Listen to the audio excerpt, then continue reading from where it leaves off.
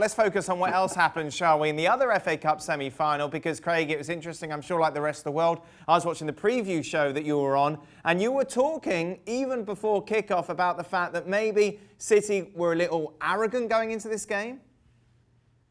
Well, I think, when team sheets come out, what we all sort of do in this business is we look at them and we look for little storylines within the team sheets. Clearly, Arsenal was the much vaunted front three of the big signings: Aubameyang, Lacazette, and Pepe.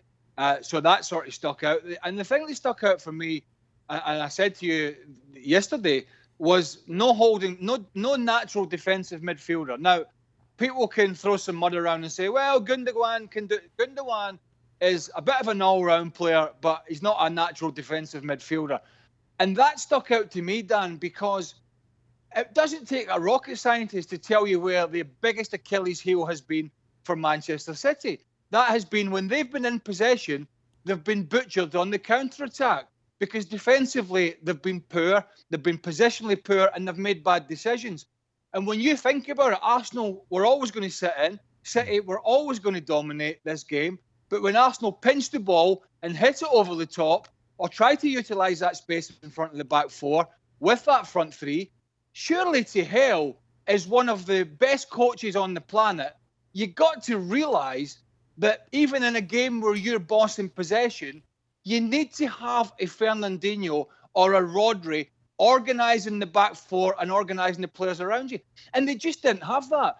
And I thought it was, yes, arrogant and in somewhat aloof to think you can just go in against a decent Arsenal side, but certainly one with a potent front three, that you can just go in there, dominate possession, and win the game. And I thought that was a little bit arrogant for Guardiola to go with that team. Jan? Well, fair points. And I think that was a Manchester City. They didn't create chances either. And I think that, you see Arteta, we talked about it before the game, about Arteta knowing how dominant, how much he's thinking of different plan A, B, C, D, the Pep Guardiola. And I think that Arteta did a great job. He put them people around the box. David Luiz, for me, man of the match. And I was very happy for him because we all thought he was a clown in some performances this season. But they defended very well. And there was not many chances that Manchester City created in that game. And that second goal for Aubameyang, that kind of summed up the whole game for me. The weaknesses of Manchester City and the great performance of Arsenal. And I'm happy I've got a Gunnar son who's been desperate now for 4 or 5 years seeing Arsenal coming in somewhere. And for Arsenal, that was a great step. It was also a great step for Arteta, giving that confidence to the major Arsenal fans who think that times are going bad. And I saw some stats that the Wenger never had that amount of points. And at the end of the day, they kind of took him out of Arsenal, an Arsenal legend. But now with Arteta beating his Platon, being the Aristoteles, I think that was a major performance by Arsenal Football Club. Wait, Jan, but you know what, Dan? The thing is, and Jan, you know this as a front man, when teams put so many players behind the ball, even for the best of teams, it can be difficult to break them down. And so when City are not at their best and Arsenal have so many bodies behind the ball, it can be difficult. Sometimes that just doesn't come down. People talk about tactical geniuses sometimes and all that. It's a lot of nonsense. Sometimes you get a lot of men behind the ball, you hit on the counter-attack.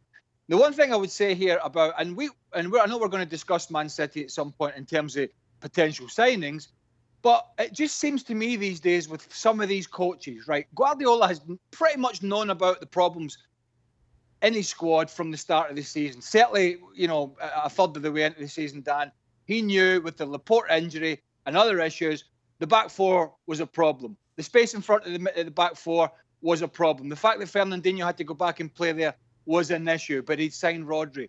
But for God's sake, that's why you're a coach. Fix it.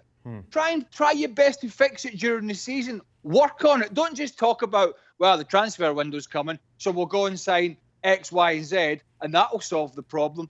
What's happening with these coaches actually solving the problem during the season and working on it? Because it looks to me is pretty much City haven't given a damn about that issue because they're continuing to do the same things and make the same mistakes. And as great as Guardiola's teams are going forward, and they're pleasing on the eye, and they've got all these big stars. He's not, to me, he doesn't look, he's made one iota of a difference to them defensively as this season's gone on. Their season continues. Next up, Real Madrid in the Champions League. Bigger picture after the Premier League ends, Jan. They do take that lead into that second leg. Obviously, there's some vulnerability there. Real Madrid looking great after the break, unbeaten going on to win the title. How concerned should Manchester City fans be?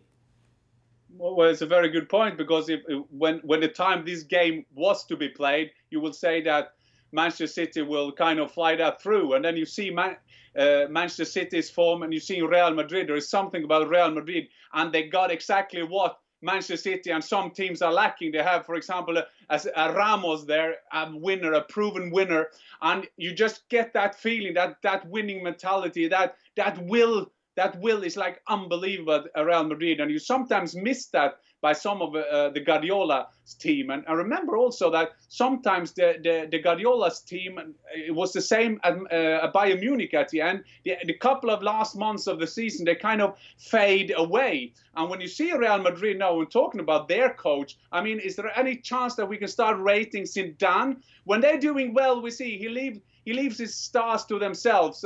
And then when they lose games, we see, that's because he leaves the stars to themselves. And now when they're back, we're saying it's just because he take a back seat. Zidane, have a look at his trophies. I'm not only talking about the professors of the game. See who's winning trophies. And Manchester City fans, they should be concerned, because if there is one team that can come to England and turn this around, is Real Madrid.